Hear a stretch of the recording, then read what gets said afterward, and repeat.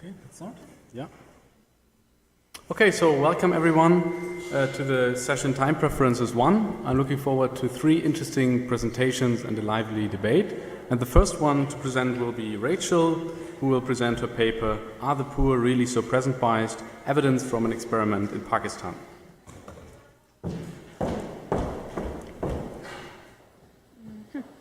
Okay, so thanks everybody for being here after your lunch.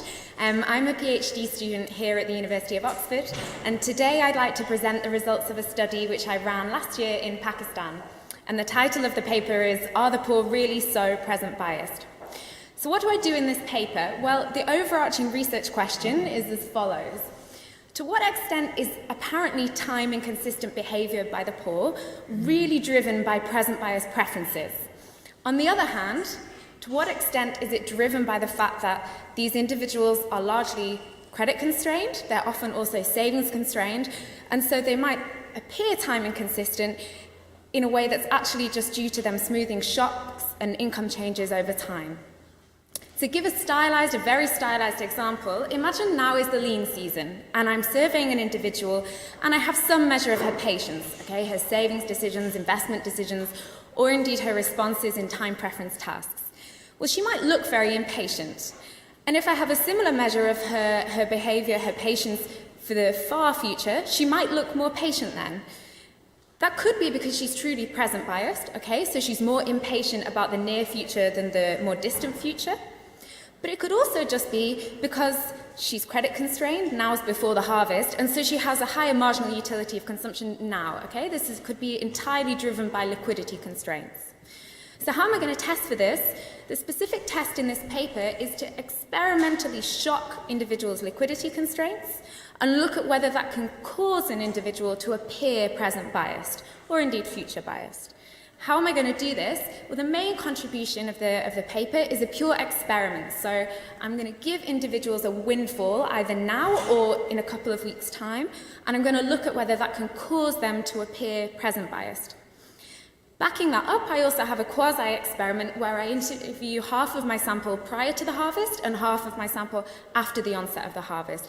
And that's to see whether natural variation in liquidity constraints is producing a similar effect. What do I find? Just to preview the results, indeed, looking at the experiment, just increasing an individual's cash on hand reduces the likelihood that she looks like she's present biased and increases, in fact, the likelihood she looks future biased. I'll define that term in a second. And these effects are large, okay? In the reduced form, giving an individual $10 now, so that's about a day's income for a household of 6, the average household size in my sample. That makes her about 25% less likely to show up as present biased in my tasks, and in fact, it makes her about 25% more likely to look future biased, okay? So this is a large effect coming from liquidity constraints. And consistent with this being a story about liquidity constraints, these effects are driven by the individuals that I survey prior to the harvest. In terms of the quasi-experiment, the harvest itself produces similar effects, okay? So if I interview an individual after the harvest, she is about 35% more likely to look time consistent. And I'm going to show you, if I have time, that these results are robust to any concerns you might have about trust, about cognitive functioning, about risk preferences, about optimism. It really looks like this is a pure liquidity constraint story. What does this contribute to the literature on time preferences? Well, the results from the windfall experiment are, to my knowledge, the first purely experimental evidence that we have of this effect, that changes in a poor individual's cash on hand might make her look as though she's present biased, okay? There are a number of really nice recent papers which also offer suggestive evidence of this effect, okay?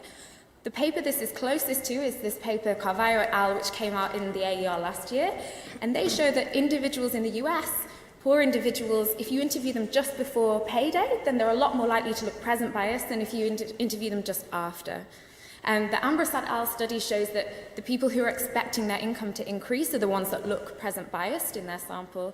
And this paper by Dean and Soutman shows that indeed in a panel study in Mali, whether you're looking at discount rates, your measure of your discount rate is correlated with whether you have expenditure shocks. What I'm adding here is that this is purely experimental evidence, so I'm ruling out any possible endogeneity of increases in income or shocks to present bias. Okay, so it could be that the reason you're anticipating a big jump in your income or the reason that you're vulnerable to shocks is that you're actually present biased. And I'm ruling that out here because I'm giving people the money. Okay, and so I'm showing that the causation goes from liquidity to looking like you're present biased. At the same time, as I said, the quasi-experiment is showing that this isn't all the effect of me giving people money. The natural liquidity constraints are producing a similar effect. Why do we care? In terms of measurement, this implies that we may overestimate the level of present bias in a sample if people are on average expecting their income to increase. So that could be if you're interviewing people prior to the harvest. It could be if poor individuals on average are expecting to have a better outlook for the future. Or an interesting corollary is that it might not even be rational. If people are optimistic about their income and they're credit constrained, then that might cause them to look like they're present biased, when in fact they're perfectly time consistent, they're just expecting their income to grow. So it's a different kind of bias that might be generating the same results. Indeed, in the context of developing countries, the fact that individuals also tend to be savings constrained, so they have trouble saving at home, they maybe don't have access to good savings accounts, that could cause them to appear future biased, okay? So it might cause them to appear patient now if they happen to have cash on hand now, but less patient about the future if they're anticipating that to be a more difficult time. And indeed, that's a big stylized fact in the literature on time preference.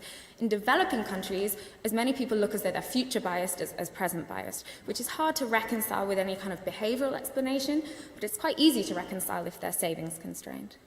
In terms of policy, the most relevant policy linked to present bias is the introduction of commitment savings products, okay? And so these have been a popular intervention. They have produced average positive effects, but as work by people including Annette, who's in the audience, has shown, the impact of offering these kinds of products is actually very heterogeneous. You see often low usage or high default, so people commit to a plan and then they can't follow through with it. And also, even though some of the early studies saw high take-up, they saw very low readoption. Now, one explanation for that could be, okay, people are really so hopelessly present biased that they don't know how to sign up to these plans and follow through. Kind of an alternative explanation, which I'm offering here, is, well, what if individuals, or some individuals, are not as present biased as we really thought? Actually, the problem for them, the primary concern is liquidity constraints, and so the value of commitment for them may be lower. I'm not saying that nobody's present biased, I'm just saying that some of those individuals whom we thought might benefit from these products might be spuriously looking like they're present biased. And more generally, I'd like to think this contributes to a literature which is looking again at things that we thought were driven by present bias. So the example I've given here is fertilizer adoption, or lack of fertilizer adoption, and suggesting, well, there may be rational explanations for these behaviors. So behaviors that look as though they're sort of irrational and due to this present bias may also have a rational explanation. Okay, so in the paper there's a model. For the interest of time, I'm not going to go through the theory. I'm just going to jump straight into the experiment and then talk you through the results. So the experiment took place in Pakistan, for those of you who know Pakistan, in Punjab, in Sargodha, which is about halfway between Lahore and Islamabad. Sargodha itself is a town, but I'm in the rural areas surrounding this town. Okay? The sample are clients of an NGO called NRSP. Why do I sample these women? Well, NRSP already offers microfinance, which you might think of as a credit contract with commitment features. It's also piloting commitment savings interventions in other parts of Pakistan. So it's a relevant population to look at to what extent the demand for commitment is really there. I sample these women across 53 villages and I interview them in their homes. So if you worry about people preferring to take the money now because they don't want to pay the transaction cost of coming to get it later, that's ruled out here. And as these photos show, most of these women are either doing micro-enterprise or they're doing sort of domestic labor. The structure of the survey is like this. So I interview everybody twice. The baseline interview is at t equals 0, and the follow-up interview is 2 weeks later, so t equals 1. The nice thing about interviewing people twice is that you can elicit their time preferences at baseline, so you're asking them about payments now or in 2 weeks, and then in 2 weeks or in 4 weeks. And when you come back, you can do a similar exercise now in 2 weeks or 2 weeks and 4 weeks. And what was the far future, the far frame on day 1, is now the near frame on day 15. So you can look at whether people revise their choice about exactly the same dates, now that those dates are near in time. How am I eliciting time preferences? Well, here's sort of a visual illustration. I'm using multiple price lists. For those of you who are in the time preference literature, I'm not using convex time budgets here because the subject understanding was so low. So after a lot of piloting, people very clearly understand multiple prices. So I'm offering them, if you look at the left panel, I'm offering them either 400 rupees, about $4 today, or an increasing amount in 2 weeks. And we're looking for the point at which the individual switches to preferring the delayed amount, okay? And in the far frame, it's the same questions, but would you rather have 400 in 2 weeks or an increasing amount in 4 weeks, okay? And typically, if an individual looks more impatient about the near future than the far future, so if she has like a higher, if she has a higher switch point in the near than the far future, then we call her present biased, okay? Similarly, on day 15, I do the same thing. And as I said, there's another way to measure present bias, which is if she's more impatient when you come back than she was in the far frame on day 1, then we call her present bias in that sense. So the structure of the experiment is like this. So at both sessions, we have some surveys, and then individuals are either told you're going to be paid your participation fee in 2 weeks. Here's the voucher, you're getting 1,000 rupees in 2 weeks. Or half of the individuals are told, actually, you're being paid today. And so here's 1,000 rupees, about $10 now, so they have cash on hand, okay? So half the individuals have cash on hand now and nothing more coming in 2 weeks, and half of them have nothing extra now, but they know that their income's going to increase in 2 weeks. And then I do the time preference activities I just discussed, also risk preferences, and these are incentivized, okay? These are for real money, and various measures of optimism, cognitive function, and people draw balls to see which activity they'll be paid for. They're paid for one choice in one activity. And just to fix ideas about the survey, so on the left we have sort of pre-harvest, in the middle this is harvest time, and on the right we have kind of post-harvest. So for the first half of the villages, basically pre-harvest is now, and post-harvest, well, during the harvest is later. Whereas for the second half of individuals, it's harvesting time now and post-harvest is sort of later. So obviously it's not just liquidity constraints going on here. When people start harvesting, the resolution of uncertainty occurs, they know how much income they're getting from the harvest, but part of the story is that the people later have more cash on hand than those earlier. The predictions, as I said, I won't go through the model, but we predict that, okay, if all we're measuring in these tasks is people's time preferences, then whether you have $10 now or later, or whether you're before or after the harvest, shouldn't make any difference. Whereas if people are taking into account their natural liquidity constraints, then if I pay you now, you should be less likely to look present biased, and actually more likely to look future biased. Similarly, if I interview before the harvest, you should be more likely to look present biased and less likely to look future biased. And this is all kind of spuriously driven by your liquidity constraints. And the effects of the $10 now or later should be stronger before the harvest. And I pre-register these predictions. So I'm going to skip through the data as I only have a few minutes. The third column here shows you that the sample is balanced. I have some descriptors on time preferences, but I'll jump straight to the results in the interest of time. So from the experiment, these are the key results. Indeed, just as predicted, if liquidity constraints are driving your choices in these tasks, you should be less likely to look present bias when I give you some cash, and indeed you do. That's the dark blue bar here, compared to the light blue bar they're told money is coming in a couple of weeks, and vice versa. You should be more likely to look future biased, and indeed we see that result. Turning to the harvest, I predicted that you would be more likely to look present biased before than after the harvest. That result's sort of there, but it's not significant, so I'm not going to claim anything there. You are definitely much less likely to look time consistent prior to the harvest. The sort of surprise result, which goes against what I predicted, is that you are more likely to look future biased prior to the harvest. It's actually driven by the people who get paid on day one. I mean, possible explanations are that people basically save the money we give them prior to the harvest because of precautionary savings motives, or some people have suggested that women prefer that the money should arrive in the household later because when the harvest comes, it's sort of easier to disguise the money that comes in for them from these participation fees. But that's not what's predicted, but the rest are in line with the predictions. I don't have time for heterogeneity, so just to skim over, these results are robust. You have various measures of trust. cognitive functioning, risk preferences, optimism, in case you wonder that me giving people money changes their ability to make kind of rational, consistent decisions. I don't see that here. And a bunch of technical kind of robustness checks.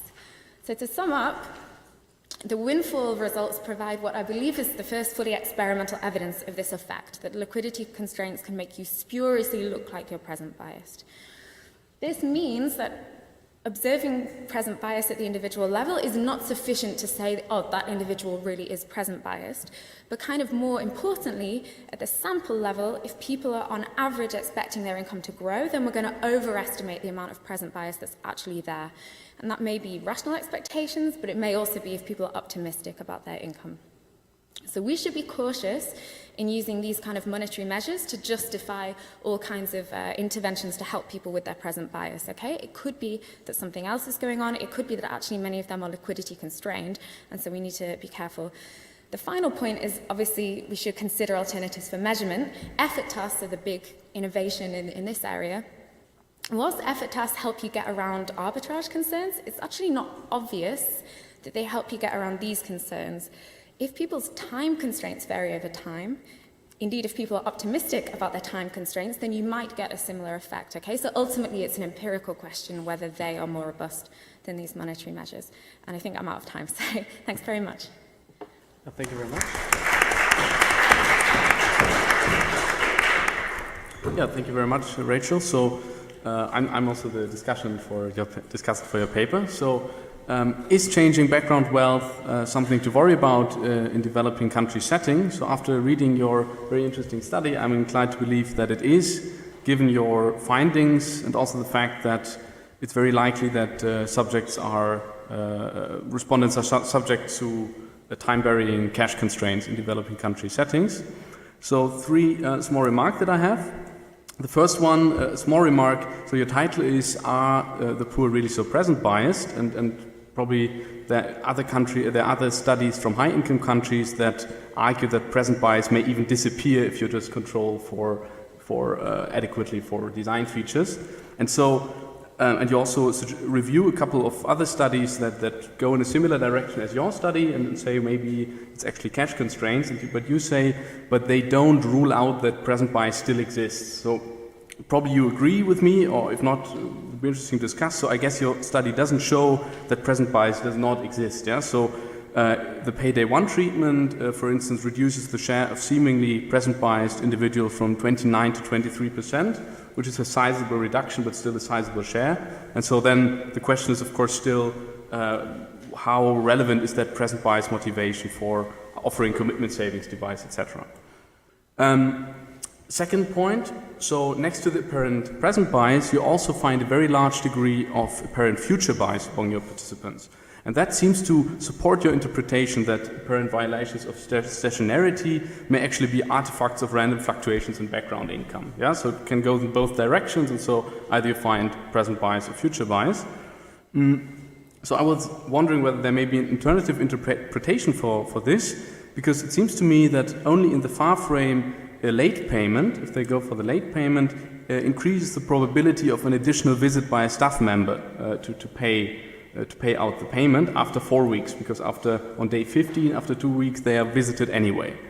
And hence I was wondering whether the choice could also imply or reflect a preference for fewer visits for transaction cost reasons, that they just want to be visited less often, and that could be either for convenience reasons or because for reasons related to intra-household decision-making or bargaining. For instance, if every time someone comes around to give money, it takes effort to prevent someone from capturing the money, the husband, etc. That could be another reason for just wanting to reduce the number of incidences that money is handed out. And third, on the survey timing part of the design, so the second variation that you induce, so the surprising result that you find is that those interviewed before the harvest appear more future biased, although your expectation would be that their background income should increase, and so you would expect something different. When you designed the study, you mentioned that you take the predicted harvest date as a so you randomize whether people are interviewed before or after the predicted harvest date, and then you write that also unexpected heavy rains led to increased uncertainty. So maybe I go a bit beyond your presentation now, but so I think it would strengthen your paper also if you could incorporate a bit more information on how would the local staff, for instance, have updated its predictions, taking into consideration the new information. And secondly, it would also be interesting to know whether when the wheat is actually paid. So whether there are, for instance, deferred payments for the wheat, because if either the harvest payment is deferred sufficiently or the harvest itself, then it could actually be that farmers are more cash constrained in the FAR frame, which could also maybe be an explanation for your findings. Okay, thanks. Do I answer from here, or do I? Please, as you like. You can okay, thanks. Yeah, really good comments. I'll probably just take them in order. So, firstly, can I rule out present bias altogether? Yeah, obviously, from this, no. And the contribution is more, well, it's sort of a rhetorical question to say maybe not all of the present bias that we observe is actual present bias. That said, this is a relatively small liquidity shock. It's like a day's income for a household of 6. And so, I mean, if you wanted to extrapolate, very loosely speaking, then you could think that it wouldn't take a very sizable liquidity shock to get rid of all of the present bias in the sample. To put another way, if individuals are anticipating, $40 or $50 more cash on hand in the next few weeks, then that could rule out all the present bias. But I'm not claiming that, obviously. The next step in the paper is to estimate this structurally, and hopefully that would exactly answer your question. What remains, or what would the coefficient of variation of income have to be to rule out all present bias in the sample? Additional visits by the staff, and could that be driving people to look impatient in the FAR frame on the second visit? I think, I have to think about it, but I think what happens is that we actually see less future bias at the end than the beginning, and so you'd have thought that, because I mean on day one we know they all know somebody's coming back, and yet they still appear more future bias then than they do at the second visit. So I think that will go against the story that you have, but I can definitely look. Unless I've misinterpreted. Go ahead. Yes, so for the FAR frame, the question is, do they want, in the FAR frame, do they want to receive it on day 15, on the first payment date in the FAR frame, or at a late date in the FAR frame? And that would, in my understanding, entail an additional visit by somebody to hand them out the money, which they could avoid by, at day 1, select the early payment for the FAR frame, because then they would be paid at day 15 when they're visited anyway, which they know. Sure. I think what I'm saying is that on day 1 at least, they know somebody's coming back. And so I think if your effect was there, then we should expect more future bias on the follow-up, and I don't see it. But maybe we can discuss afterwards. I'll think about it. And then what happens with the harvest?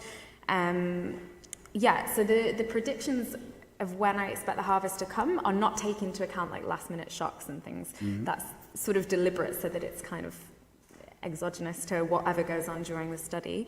But yeah, I can definitely look. I actually have quite detailed data on people's expectations of when the harvest will come, so I can look. Last minute rainfall means it comes a bit later. So again, that could go with the final point you made, because the harvest actually came a bit later than we thought, then that would maybe explain the fact that people are more cash constrained later than you would have predicted ex ante. And yeah, I can check when they receive the income from the harvest, because you're right, there could be a lag for now I'm just splitting the sample in 2, but there could actually be that the payment comes quite near the end. So definitely a good robustness check would be to play around with the timing and see. Good. Okay, thank you. Are there questions?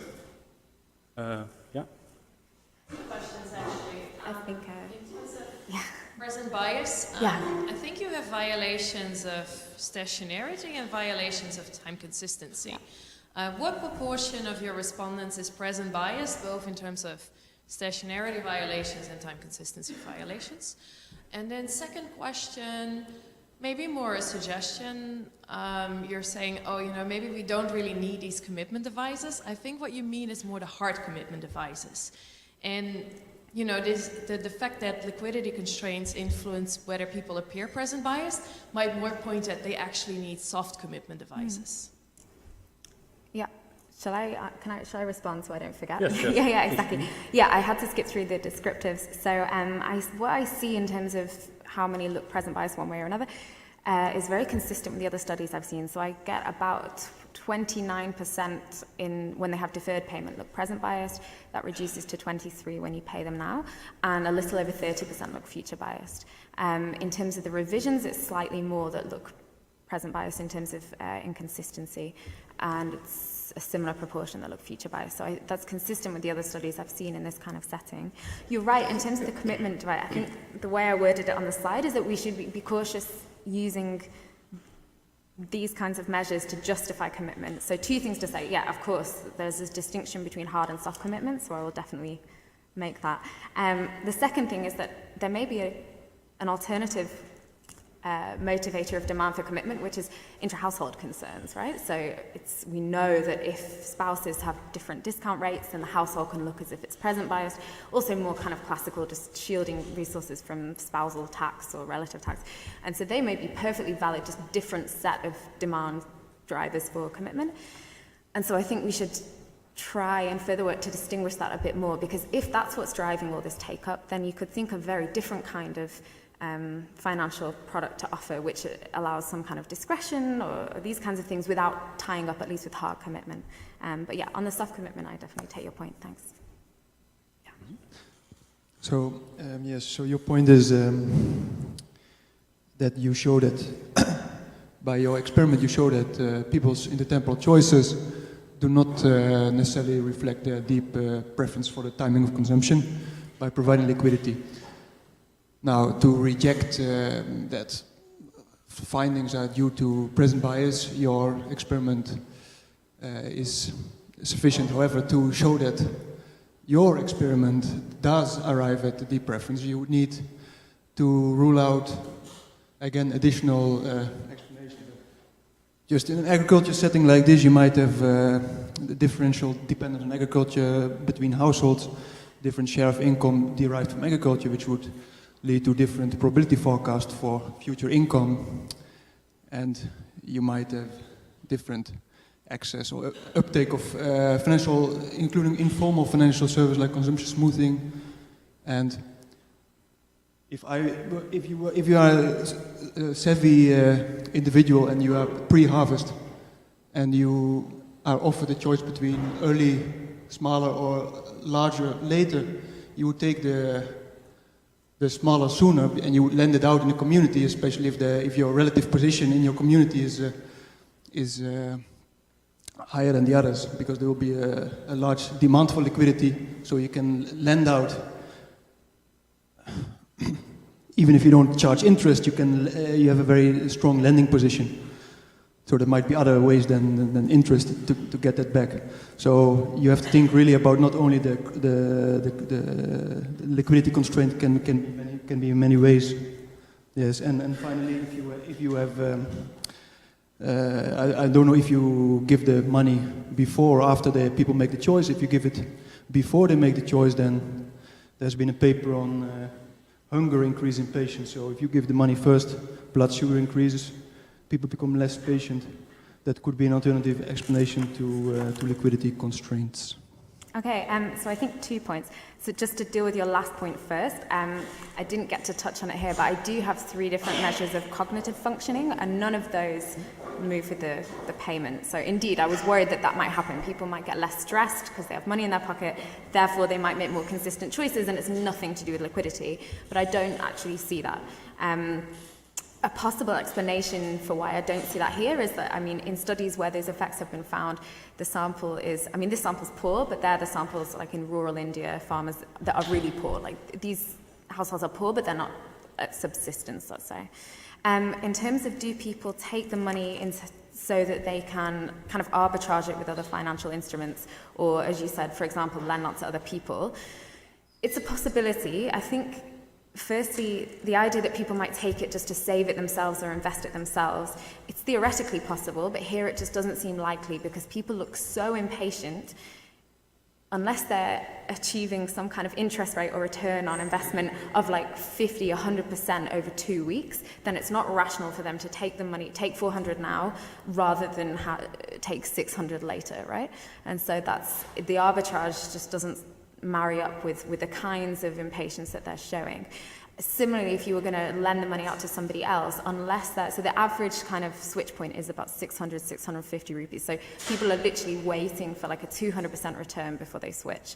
And so unless you're going to be able to get that kind of return as a money lender, then it seems implausible. I mean, it's theoretically possible, but empirically, I don't think that's what's happening. Okay, I think we need to, last question from you. So you also had a question, I think. Maybe we can collect those two questions, then please we can keep it brief that we stay. So I briefly wanted to come back to the point of commitment demand and whether we should look towards household conflict or whatever. There are so many studies now where we're happy if we find a correlation between these MPLs and commitment demand in the first place, but we don't worry half enough about all the people who are not present biased by our measures and who pick up commitment demand, who pick up commitment. And a lot of the time we also have measures for household bargaining power, household conflict, and they don't do it either. So I guess the really big question is, why do we see so much commitment demand, relatively speaking, from people who don't look present biased by any measure? And from my estimation, there is an increasing number of papers who seems to be going towards Goal-Pesendorfer preferences, in the sense that you pick up commitment not because it's going to change your behavior, but because it reduces the temptation cost. So it's not actually intended. You're disciplined without the commitment, but the commitment means you don't need to resist as much. And there are several papers, Severin Tossert, the Zamek Zadov Sprenger Food Desert paper, who are all kind of going in that direction. So maybe just be a little bit careful with, it's not present bias, therefore it must be household conflict, because I kind of think that's kind of been ruled out as well. Very short, please. Sure. I know you didn't look at the men's responses or the husband's response, but perhaps if any of the females were actually active in the farms, I'm not sure if that would be true in Pakistan, whether you see any differences there, and are they shielded in some ways from the harvest season or the lean season? How about the sharing of income within the household, if there's any sort of insights into that? I'll answer very briefly, yeah, and I agree, and I'll take this point on board. On this, the women aren't so much involved directly in the harvesting, a little bit, but not so much, which is, I think, why I don't see much like cognitive load effects. Income sharing within the household, I can look more. I have income rosters and things, so I can have a look at whether it's the women who really have no cash attributed to them who drive these sorts of effects. I can look. Yeah. Okay, thank you very much. So the next presenter is Elizabeth with her paper, Can Patients Predict Savings Mechanisms and Quality of Life? Evidence from Zambia.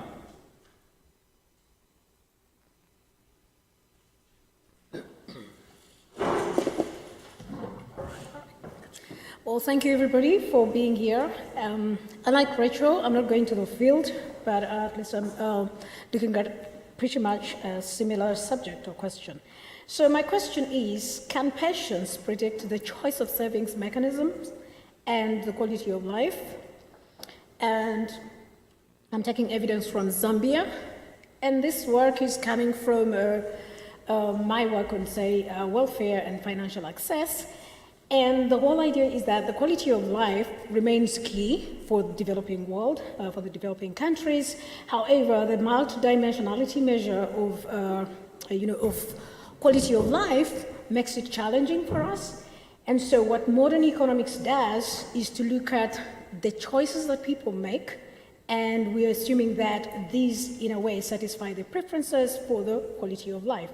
So what we see is maybe an example like Rachel's work, saving, and this is what I'm focusing on at the moment. Saving, rather, she looked at credit, I'm looking at saving.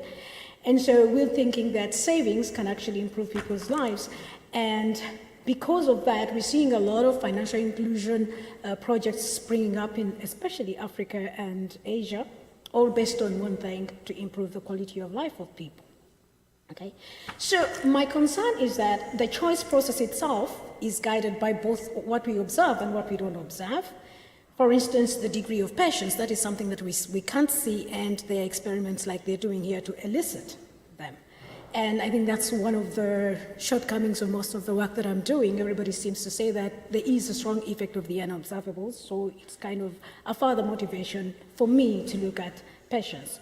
So patience can be exogenous and endogenous, that is one thing, but in this case, I'm not going to look at, whether welfare or your quality of life actually drives your levels of patience. I'm actually looking at the other way around, which might come out as a critique maybe as we go ahead. So this is what I do in this paper. So we talk about patience as the marginal rate of substitution between the current and the future. So I'm zeroing down on the saving component. So I'm looking at where the patience can actually predict whether you're going to save formally or you're saving informally. Formally being any regulated mechanism, such as a savings account or MFI, microfinance institution, and the informal mechanisms being you save with a friend or with a ROSCA that is very common in the African setting. And I also want to investigate the direct link between, say, time preference and the quality of life of an individual. Right, so there's a lot of literature, or at least I would like to believe that I'm contributing to two strands here, especially on time preference and savings decisions.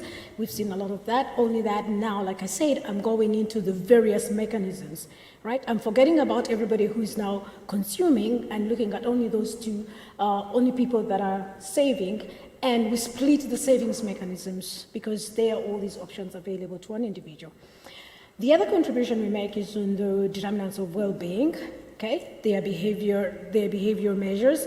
So we look at cognitive resources, one's choices, and that choice or decision-making is what this paper kind of contributes to. And then there's also the implicit role of patience in one's well-being, and that is the one thing that I'll look at, and the role of saving in welfare. I think in the interest of time, I seem to be rushing, but this is what I find in my results. Subject to contention, I guess, that individuals that will be impatient in my work also tend to go for the informal mechanisms, whereas those that are patient also tend to go for the formal mechanisms. In other words, by the very structure of these mechanisms, it's such that somebody predisposes their mind to saving long term and being patient, and so they go for formal mechanisms or highly regulated as opposed to the informal mechanisms.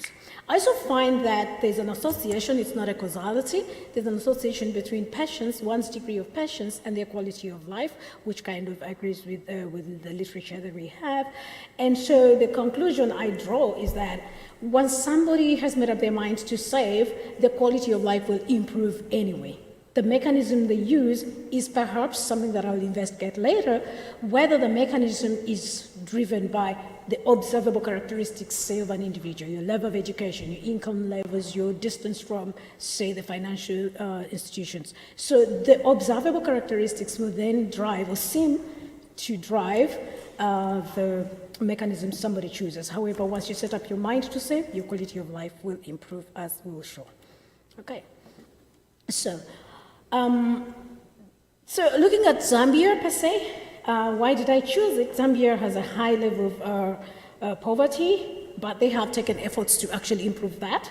And what we see is that inclusion, even though they have tried to improve the infrastructure side of it, the supply side of it, we still have a lot of people outside of the financial sector.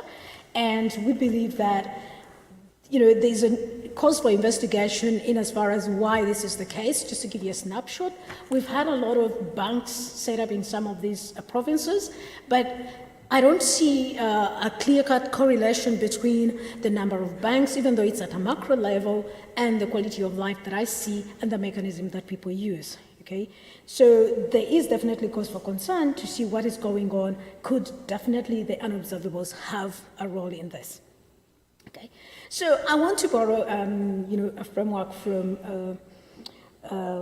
these guys and say I'm considering an individual who's like choosing between future and current consumption, as we see by Baker and Mulligan. That's the model that I want to adopt or to kind of play with.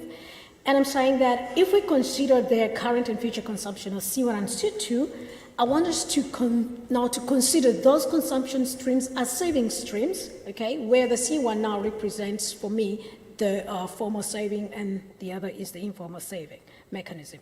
So in this case, I can say that saving formally or informally will definitely be dependent on the discount rate or the level of patience of an individual. And I'm saying that my model is going to be, my empirical model is going to be dependent on that, similar to that, whereby I can be able to estimate the inner bracket, say saving formally SF as a function of beta, the same as saving informally using, say, a logit function. And then I can go ahead and use maybe a linear probability model if these consumers or if individuals do not care whether they're saving formally or informally. I'm kind of normalizing that, and therefore the quality of life of an individual depends directly on their levels of patience. And I can, say, estimate that using a linear probability model, in case I don't get there. So what are the predictions? So we would assume that a person who is present biased or who is impatient would save informally, by my assumption, and therefore would have a poor or below average level of quality of life, and the rest follows. I'm using two questions, that's why I have the discount rate or the time preference. So I'm proxying patience by those two.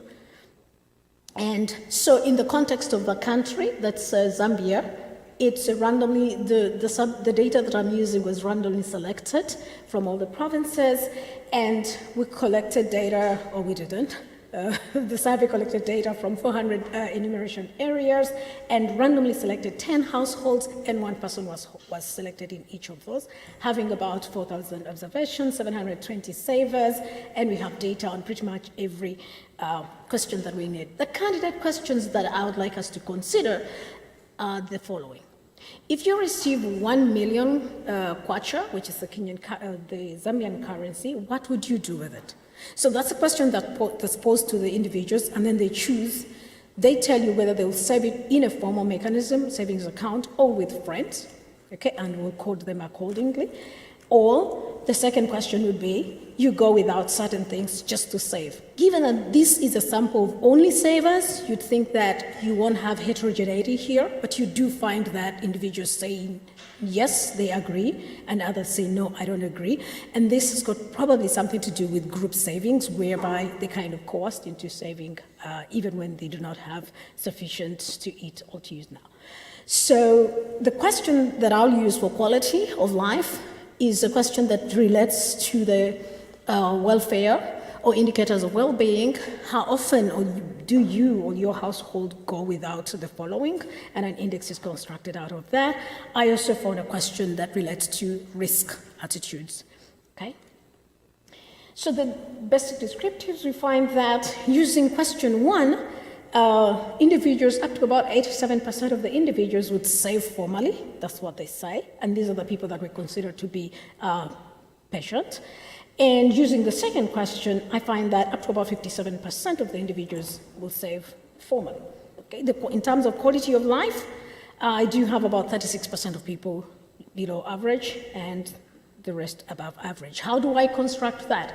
The variable is continuous, but we get the average and just dichotomize it just for the sake of the results. So I won't go further into the descriptives, but we find that people who save formally and those who save informally definitely have differences in their observable characteristics. Okay. So in terms of the predictions, after getting everything that I need, one thing that comes out clearly for me is that the quality of life is not really different between those that save formally and those that save informally, which goes back to the predisposition to saving at the onset.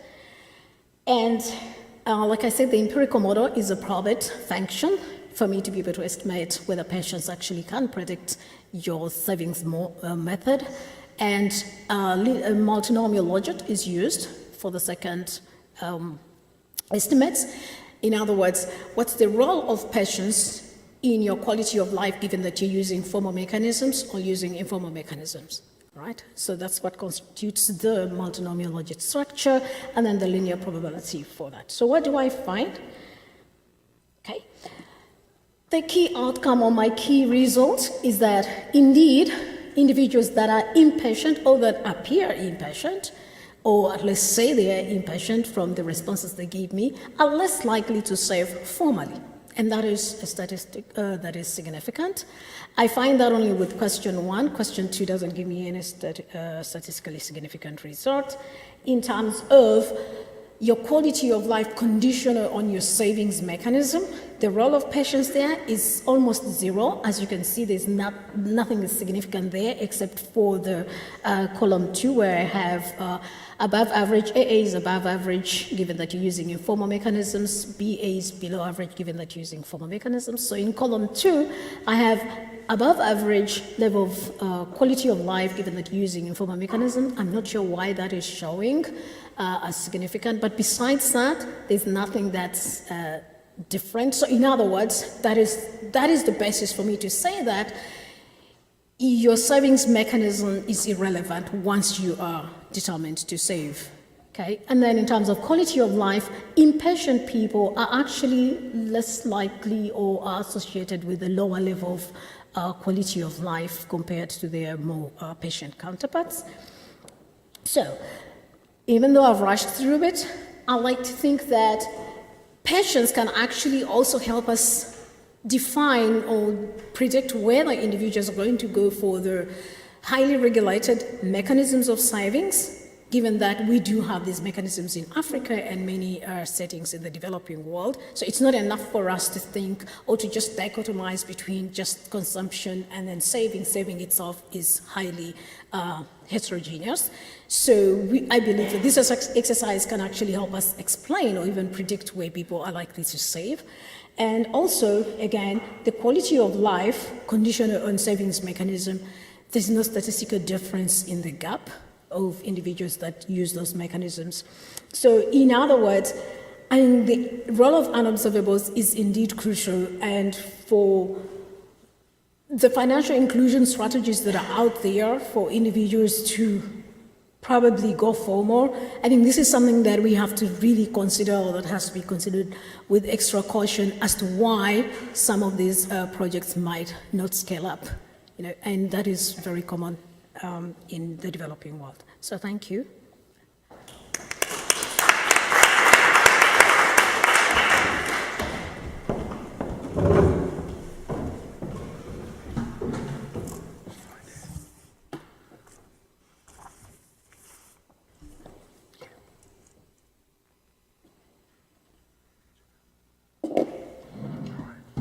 Okay, hello. Thanks, Elizabeth, very much. I enjoyed reading the paper. I think there's two really important things that come out in this paper and in the research question, which is, firstly, we understand very little about the interplay between formal and informal savings mechanisms, okay? So I think probably an implicit assumption in a lot of the literature is that as soon as we offer formal savings mechanisms, that would probably be the best option, and individuals should shift their portfolio towards formal mechanisms, whereas actually it's not it's ambiguous. It's not clear ex ante that that should be the case. It could be that some mixture of the two is actually optimal if they have different features in terms of insurance, in terms of other concerns.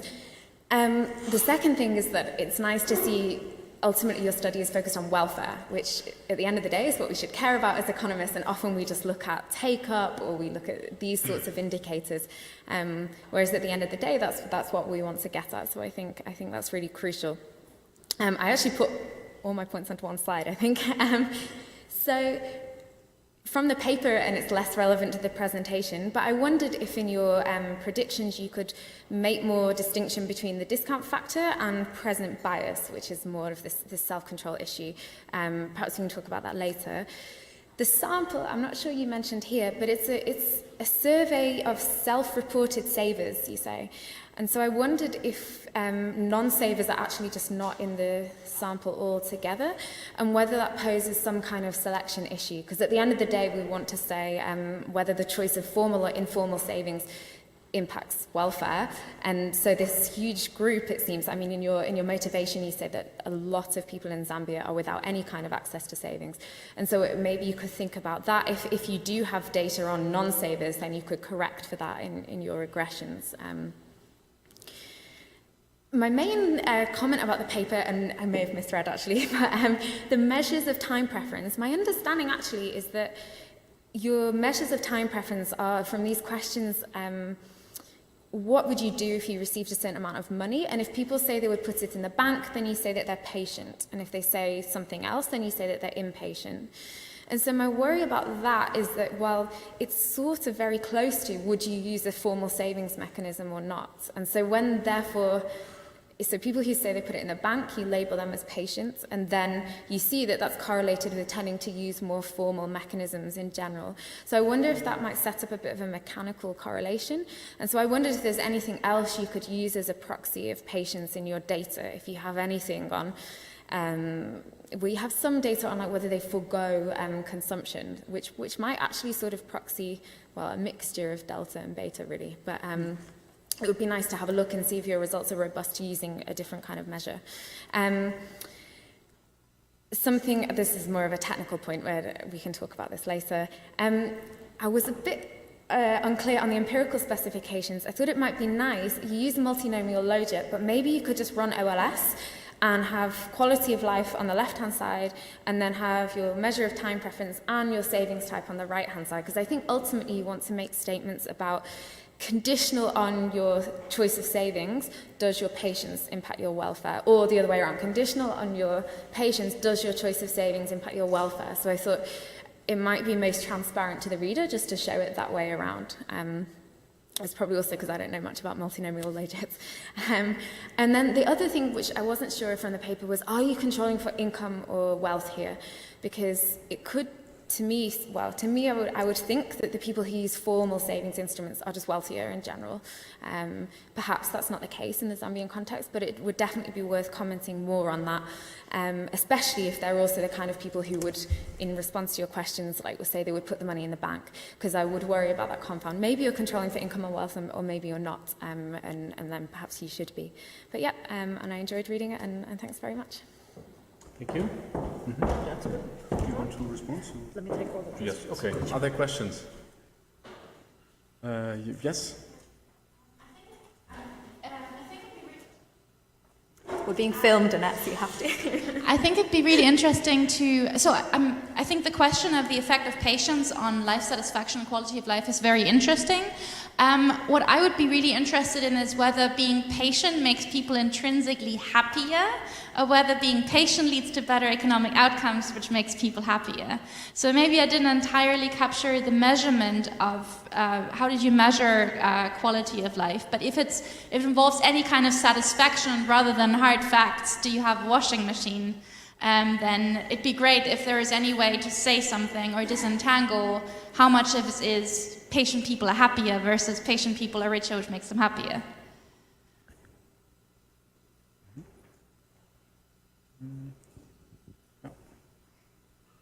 Yeah. Mm-hmm. Oh, okay. Yes, thank you.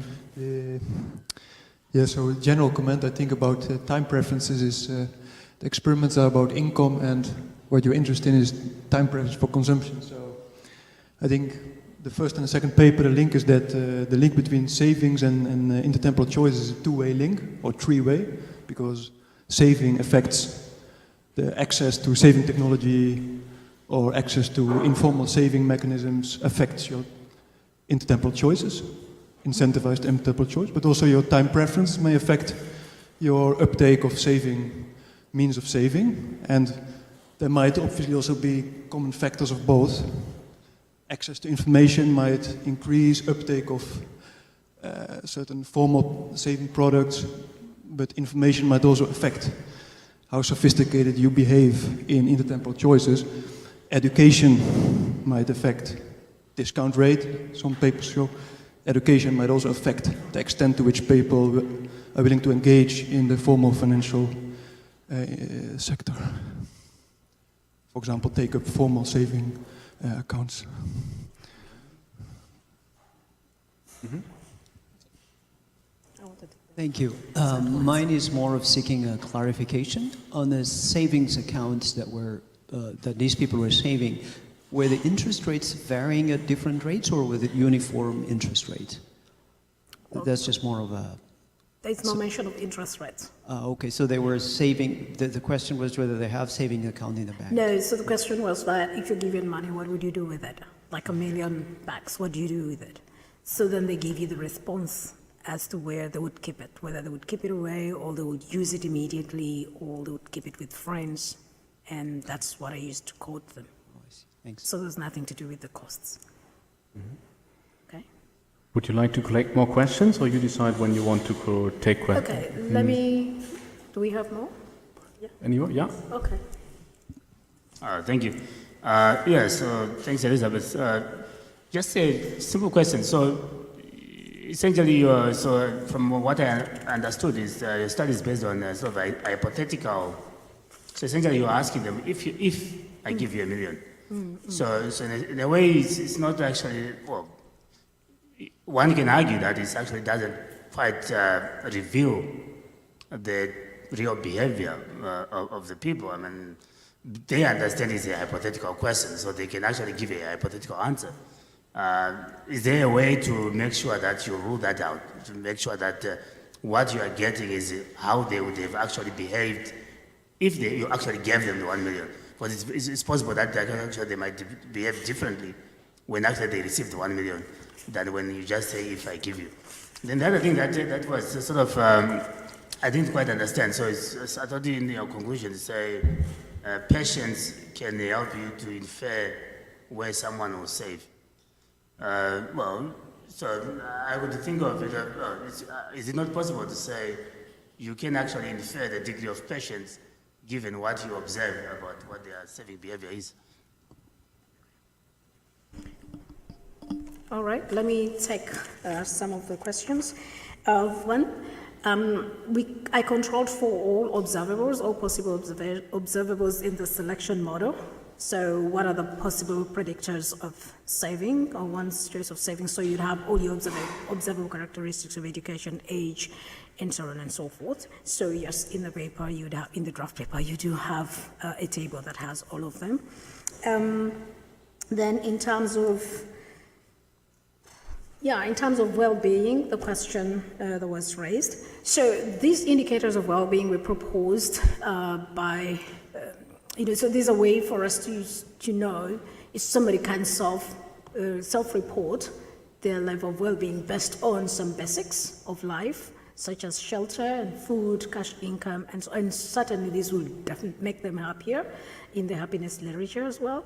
So an index was constructed from those, not the valuables, which is, say, an asset index that I constructed in another paper, but in this particular one, the quality of life was observed from only the subjective measures, not, say, your possession of valuable items. No, that was not included in the quality of life. I tried to include that in another paper that I did, but there's a problem that comes up that you do not have, especially when you're using secondary data, you do not have the liability side of that. So the point is they're not a net of liability, and they could be on credit. So there was always a contentious issue about using the valuables, but I could still use them. But for this particular case, you do have subjective measures of well-being that were used. The sample that you have is a sample of purely savers, right? So these savers, self-report that they do save, and that's why they're 728, whereas the quality of life estimates are constructed on the entire sample. And in that particular sample, I did not use the question that related to saving, that you go without the basics to save, because that would definitely, the framing itself is going to exclude everybody else. So I used the measure that asks generally, what would you do if you had like $1 million shillings or $1 million kwacha, which is you say it's hypothetical, but that's one way of eliciting behavior of individuals. So it has been used, and that's why I used it. So it kind of gives us an idea of what somebody would do. Yeah.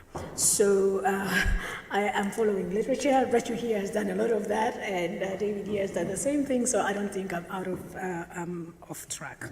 So the selection, I think I'd have to look at that. And there's several other issues that have been raised in terms of the time preference measure, and I think I'll have to look at that a little in depth. Control for wealth, yes, I've done that. And the covariates, like I said, they are all included. So I think I'm good. A few questions, yes, I will deal with. I think I'll take into consideration, given that this was the preliminary exercise that I conducted on the country. Thank you. Okay, thank you very much. And I'm up next. May I ask you to show me the yellow card after 5 minutes left? Okay. 2 minutes?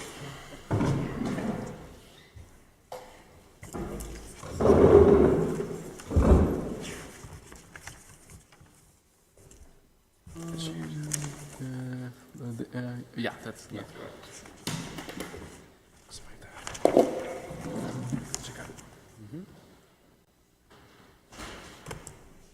Okay, thank you very much for your interest. So this is a paper joined with Barbara Kramer, who's also in the audience. And the starting point for this paper is the observation that in many agricultural value chains, informal contracts are very important. For instance, between a cooperative and its members, where the deal would be that the cooperative guarantees a stable income and maybe also extension services in return for the loyalty of its members, so that they actually sell to the cooperative. However, many cooperatives perceive it to be a challenge to actually enforce these contracts. So side selling is perceived by many cooperatives to be a problem. And one important dimension along which cooperatives and other buyers compete with each other is the timing of payments. And the common setup is that traders pay immediately, whereas cooperatives tend to defer the payment. And so the two main questions we're interested in this paper is, first of all, are farmers interested in earlier payments by the cooperative? And second question, is their intertemporal allocation of an experimental gift income predictive of their choices for regular income? So could you go from this measurement to a good prediction about what their preference over regular income is? And our contributions, so first of all, we contribute to a literature on the linkages between rural output and financial markets. And there is support for the view that so in our finding we find support for the view that deferred payments can act as a commitment savings device, as has been proposed in a recent paper by Casaburi and Machiavello. And secondly, we show, or we extend on it by showing that this does not generalize to windfalls.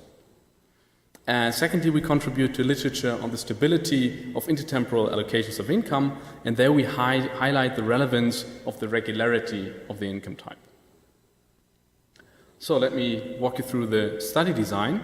So we work with a dairy cooperative that is located in Western Kenya, and it pays farmers on the 11th of each month for milk delivered throughout the previous month. So it fits into the description of the introduction, and payments are deferred by an average 26 days. And we do have evidence that there is actually a demand for liquidity among the farmers in our sample. So there is a costly way of obtaining liquidity earlier than on the 11th of the month, which is occasionally used by a large share of our farmers. So this was also a motivator of the study. And so in February and March 2016, we interviewed 355 respondents from households that we sampled from the September 2015 payroll of the cooperative. And we asked them to allocate both milk income and an experimental gift income over time. So for the milk income allocation, we asked them how much they were expecting to produce over the next 4 weeks. And then we asked them, okay, how much of this would you like to receive already, of the income would you already like to receive on the Friday of the respective week, rather than on the regular delayed payment date? And this early payment could be received either via M-Pesa, so mobile money, which is something that all respondents are using, or in cash at the collection point, which is the normal way of receiving the regular payment. And similarly, we asked them to allocate a gift income over time. And there we told them they were going to receive a small amount of money on the Friday after the interview in any case, and also on the Friday 3 weeks later. And the only question was, when would they like to receive an additional 250 shillings? And how would they like to allocate this across the 2 dates? So 250 shillings corresponds to approximately the worth of 2 daily milk deliveries for the median farmer in our sample. And these payments would also be made, or were made, by M-Pesa. So in a graphical way to summarize the design, so for instance, an interview conducted on Thursday, February 4th, the first opportunity to receive a weekly milk payment would be on the Friday in the week thereafter, and that would also be when the early gift payment would be paid.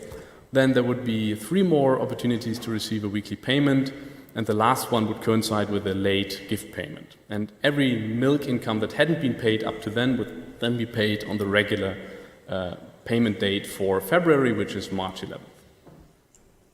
So here are a couple of facts about our respondents. So a bit less than half of them are female. For more than 80%, dairy farming is the main income source, sometimes often next to crop farming. And these households produce an average 13 liters of milk on the day prior to the interview, which they use mainly for consumption, about 40%, and delivery to the cooperative, about 50%. So our farmers report relatively little side selling compared to other studies. But if we compare the self-reported deliveries to the cooperative with the ones from the administrative data, then we see that those from the administrative data are about 10 percentage points lower. So it could be that that this is evidence of side selling and underreporting of side selling. So what do we find? This graph summarizes what we find. So here on the horizontal axis, you see the share of the budget that is allocated to the early payment date. And so let's first focus on the white bar to the right. So this tells you that the gift payment was by more than 80% of our farmers chosen to be received at the early payment date. So they wanted to receive the 250 shilling Friday next week. And this is not surprising because there was no punishment for receiving money early, so any individual with a positive discount rate, we would exactly predict this. So this is not in by itself very surprising. However, for the milk income, they made very different choices. So the green bar to the left tells you that more than 90% of the milk income allocations did not entail any early payment. So in other words, farmers were not interested in receiving weekly payments, most of them. And we asked them why that is the case, and the overwhelming reason that was given by farmers, so here we have the sample of 330 respondents who never selected a weekly payment in any of the weeks, and we asked them why they were not interested, and almost all of them stated that a temptation to spend instead of saving, if money was around more often, would be a reason, and for almost 80% this was also the main reason. Also, about a third stated that need to share with family and friends would be a reason, but this was not the most important reason for most of them. And a few of them stated that the amount was too small. So this also highlights that this milk income really is, for most of them, the main source of cash income. So although the amounts may be small, this is a rural, poor area, and the stakes are considerable for the respondents. Yeah, so some robustness checks. So first of all, of course, after Rachel's presentation, we should be particularly concerned about fluctuations in background or alert to these fluctuations. And so what helps here to alleviate that concerns is that we elicited the allocations at the same point in time and for a similar time horizon, so that results are unlikely to be driven by this. We check for a magnitude effect by looking at choices of larger farmers versus those of smaller farmers and don't find evidence for it. And this big difference between intertemporal allocations is also robust to controlling for differences in the front-end delays, so days between the interview and the first payment date, and the number of days between the early and the late payment dates. Of course, it's also important that participants trusted into the possibility of receiving payments on both dates. And for the early milk payments, so what we tried to mitigate this concern was to involve Medcare, which is highly trusted by farmers, in the sensitization. And secondly, what also may help is that this experiment was part of a larger study, and farmers had been visited once before, and there they also made milk income allocation choices, and they also played a risk game and were paid for their reward from that risk game also on the Friday after the interview. So they were kind of familiar with being paid on the Friday after the interview and had already made the experience once that we kept our promises. For the late gift payment, we make use of a front-end delay, which is one of the common ways in the literature to tackle this issue, so there was not a possibility to receive money right away at the day of the interview. It was always delayed. Okay, so what do we make of these results? So we propose that the key difference between both income types is that milk income is a regular income type while the gift income is not.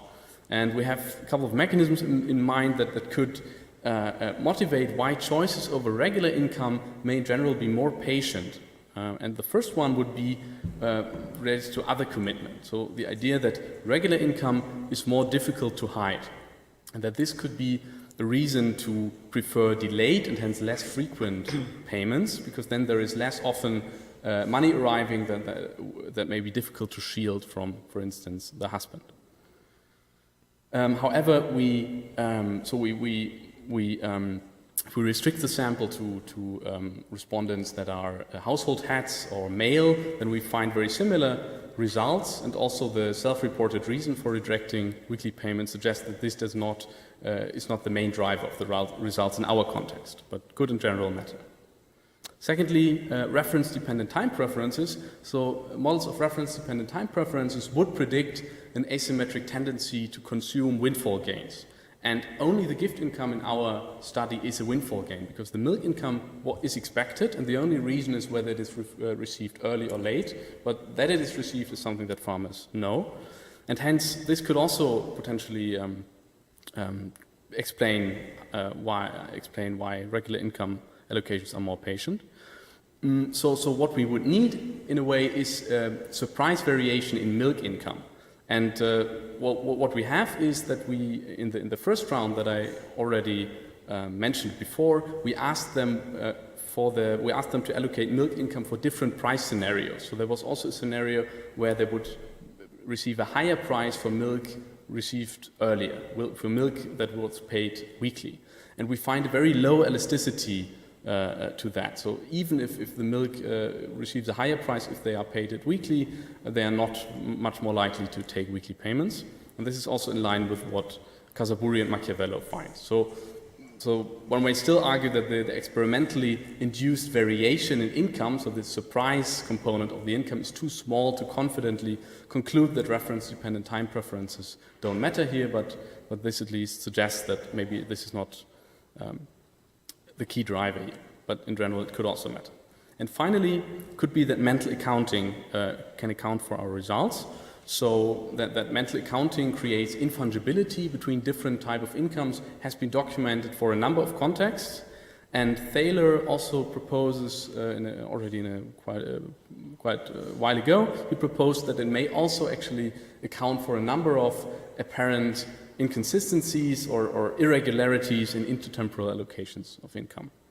And so if we look at what they do with what they state to do with the different sources of income, we find that indeed milk income from the cooperative is overwhelmingly spent on paying for school fees and dairy and crop expenditures, so investment expenditures, whereas milk income received from other buyers is more used for food and daily expenditures, so for liquidity purpose.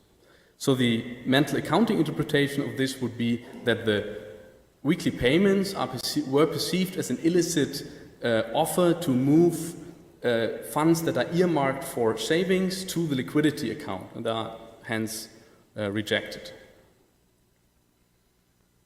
So, in conclusion, we find that respondents are more patient about regular milk income than about an irregular experimental gift. And we find suggestive evidence that farmers may assign cooperative milk income to a mental savings account for bulky expenditures. And possible implications, so one thought would be, so when it comes to deferred payments, that of course we find evidence for the view that in settings where deferred payment acts as a commitment savings device, optimal informal contracts should offer some commitment features. So making more frequent payment the default in our setting would, against our initial expectations, probably not be a good idea. Secondly, the more general point would be that intertemporal allocations of regular income sources do not always reflect only domain general time preferences. So the idea, one may have the idea that if we only measure time preferences well enough, we in the end get one parameter that is extremely predictive of intertemporal behavior in all kinds of circumstances. So our results suggest that this may not be something that we can and should expect, and that goes also in the direction of the spirit of a recent review on the state of knowledge in the area of time preferences, which also comes to a similar conclusion. And finally, maybe a bit more speculative, one could maybe rather a direction for further research would be the question whether the nudging of savings decisions is more successful if income sources are targeted where no conflicting mental accounting rules exist. Yeah? So this may be interesting, for instance, when thinking about take-up of health insurance products or health savings products, to the extent that mental accounting matters, and our results suggest it may matter for intertemporal choice, this may be something to take into account. Thank you.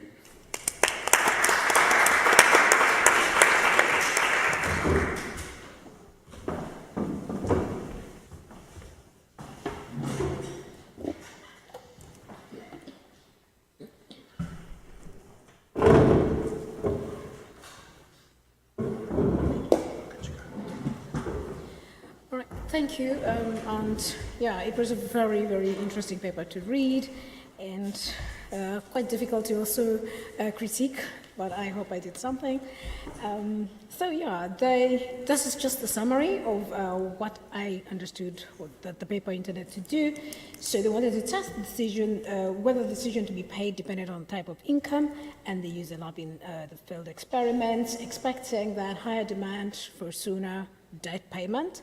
And the results were kind of shocking, as we've seen. 93%, allocated the gift to an earlier date and the earnings to a later date. And you conclude that they use the CORP as a savings device, but you also say that this seems to be a violation of your expectation of early debt. Yeah? Okay. So the paper is well situated, I think, in the mental accounting literature, and I think those are familiar. I felt that it was properly situated in similar stuff as dividend pay versus, repurchase. In other words, individuals would always want to leave the principal untouched, and they keep using anything else that comes their way like a gift. And also the 13th check that we're all familiar with, which is usually kept to the end, which would concur with them saving or using the CORP as a savings mechanism. And there's also budgeting, which stood out familiarly, such that gifts are usually used when budgets are exceeded or expenses tend to overflow or spill over budgets. And the other thing that I think I found with the paper, it concurs with something called decoupling, where they use their milk supplies to the CORP and borrow against that, even though their interest rate is as high as 130, the fact that they have to pay much later, it makes the payment less painful or less salient. So that is where I felt, yes, the paper was situated. So how can we violate that, which is, I think, what the experiment was trying to do or test? So I thought about the frequency of the windfall, or maybe the duration of the windfall. So what we notice is that this experiment is conducted over 8 weeks. And fortunately, or if I understand correctly, all these 8 weeks are concentrated in a low demand period. Yeah. So if it's all low demand period, there's no heterogeneity here. Perhaps if you'd think about conducting your 8 weeks in, say, 4 weeks in a low demand and maybe 4 weeks in a high demand, then maybe you can try and address what the CORP wants to address of increasing the supply. So the way it stands right now, it looks like there's no reason why we don't agree with the results that you find. Okay, but I'm not sure whether it answers the question of the CORP. So the next thing, or the next point that I had, was the size of the windfall, which you've probably touched on. I must apologize for that. And we were saying that 250 versus 500, for instance, and your results finding that they're actually allocating the 250 to an early date. It's a small sooner versus the 500 later. So did you really have a group that was getting 250 and another maybe getting higher than 500, so that you can see, you can tease out the effect of the size of the gift? Because I'm thinking that the size of the gift matters here, and it is also in the literature. They talk about it a lot. Then the other question, or something that I had, probably not very clear, but you're looking at 250 at no interest to them, which is the gift, versus 500 and 130% of interest. And this is how you're looking at it from the experimental's perspective. And I think they, as the individuals, the farmers, this is the decoupling that I was talking about. They don't care. So whether you have interest or no interest on that gift, it probably won't change their minds. Maybe if we had to change the size again. The next one would be the type of the gift. That is something that maybe you would have to consider. Your summary statistics show that the bulk of the advance payments or borrowing goes to scholastic material for education or something like that. So if you give them a gift that allows them to either get cash or get fertilizers, that's exactly what they're getting from the cooperative. So there isn't so much maybe difference. How about if have you thought about maybe vouchers? If the COP was to give them vouchers, that could be used for scholastic materials and anything else, other than fertilizers, which I think they're already getting from the COP. I felt that the gift that you were giving them in money or fertilizers was not about to tease out the gift type, because there is evidence that the type of the gift matters in terms of discounting or changing the discounting rate of individuals. So then the timing, yes, I go back to that for now. And this is where I'm a little bit confused. So we have a low demand, and in the low demand, naturally, they would supply to the COP more, because there's no demand on the side selling, right? So when you conduct the study in that same period, what is happening to the side selling? Is it gone away completely? Because that's something that I didn't see anywhere in the study, in the report. So are they comparing in their mind, there are two people here, you as the researcher and them, are they comparing the gift with the side selling that you're kind of distracting them from, or are they going to compare the gift and the income that definitely they're not going to change for many reasons? So because I was a bit confused there, I'm thinking that the reference point wasn't clear. And so if we're going to worry about the size of the gift, then we might as well worry also about the reference point of the gift. So ultimately what I saw, if you had to stick within the time frame that you're using, all that you're doing is you're getting these guys to supply as much milk to the co-op, and that is as good as just raising their credit card value. So they supply more milk, they have a lot of money owed to them by the co-op, and hence they can get as much advance, in terms of volume. If they had to supply like 10 liters and now they have to supply 20, the value increases, and even though they still get 50% advance payment, you've ultimately increased their credit card value, or the value that they can get from there. I didn't see it answering the question that the co-op wanted to get a response for finally. Because I didn't see anything to do with the side selling, then I'm a little bit cautious on your statistics, because you're saying that the estimates are supposed to capture the average choice gap between regular and irregular payments, and the irregular payments in this case include the gift and the side selling. So if the side selling is not there, then maybe you would interpret that as average gap between regular and the gift payment, unless you give me something maybe on what's happening on the side selling.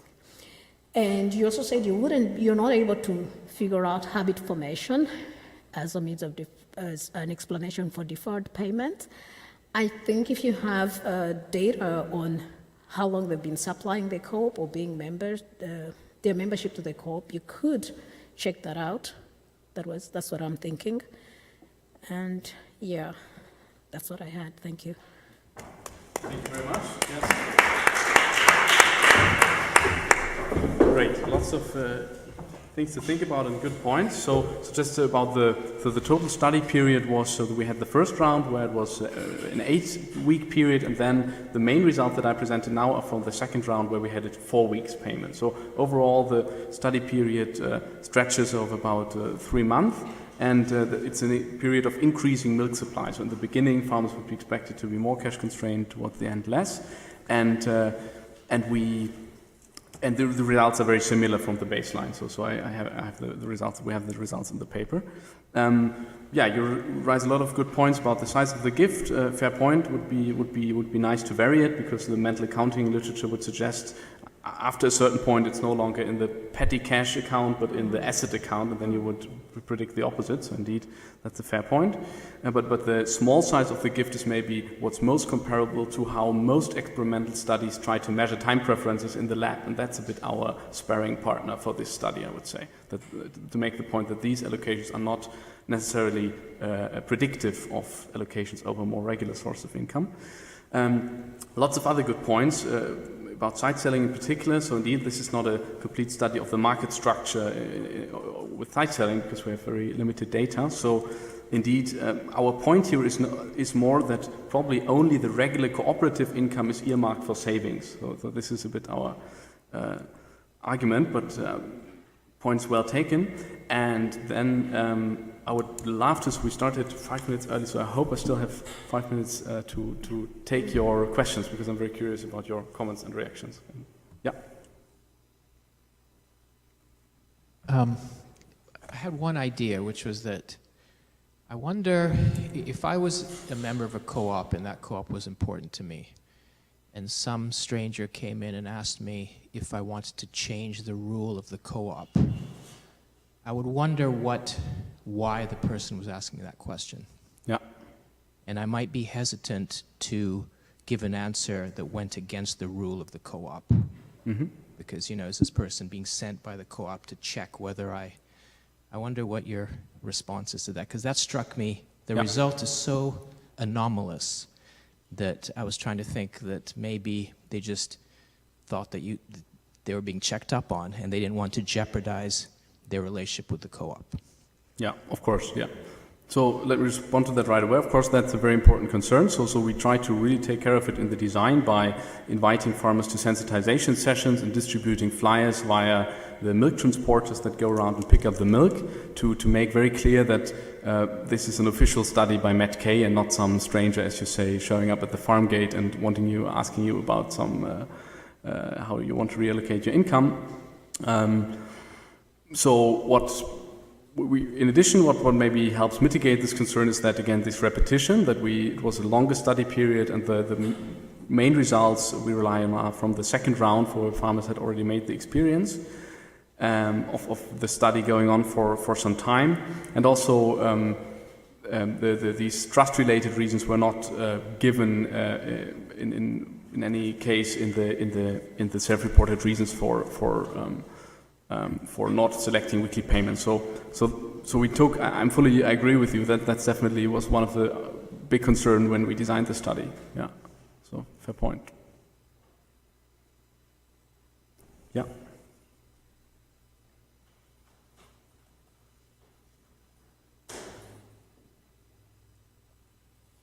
Thank you. Thank you for your presentation. My question is actually related to the previous one. So I'm wondering whether this result is actually driven by the choice of the cooperative that you chose, and the relationship that they have with the farmers that could be tight. That could be a very good relationship, probably. So I don't know how you control for the characteristics of the cooperative. Yeah.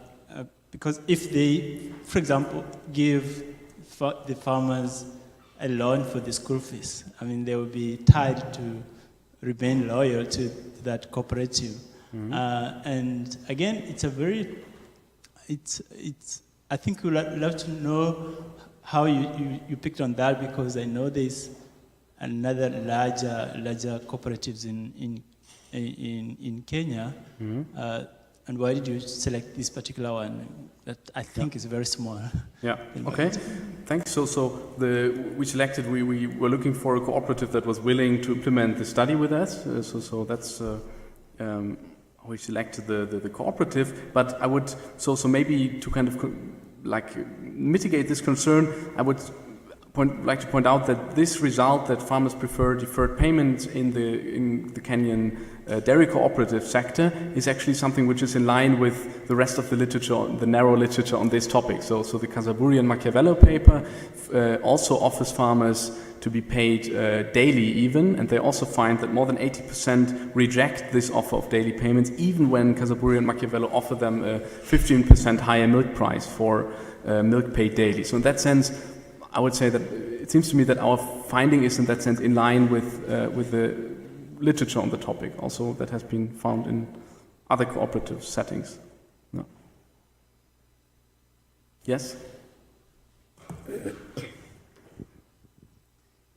So I really like the presentation, and I'm just wondering how they are using the money. So basically, would they have to pay monthly for the school fees, or because you say that it's for savings and investments, so do they do these things every month, or do they put it then again into another saving device, or does the cooperative offer them saving products? It's a bit difficult to visualize it mentally for me from here.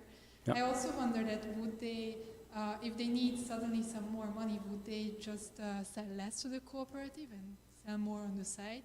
So they really look at this cooperative as a savings device, and that is why they are not willing to make it a more flexible arrangement, because then they couldn't really have this really strict commitment device for putting money aside. Thank you very much.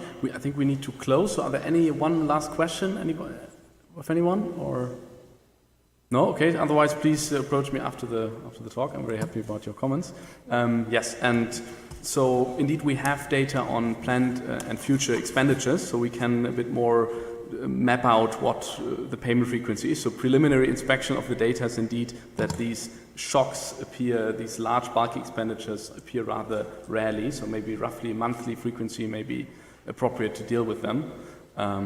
But we could add a bit more detail about that in the paper. That's a good point. Yeah. Okay, then thank you very much for your attention and your comments.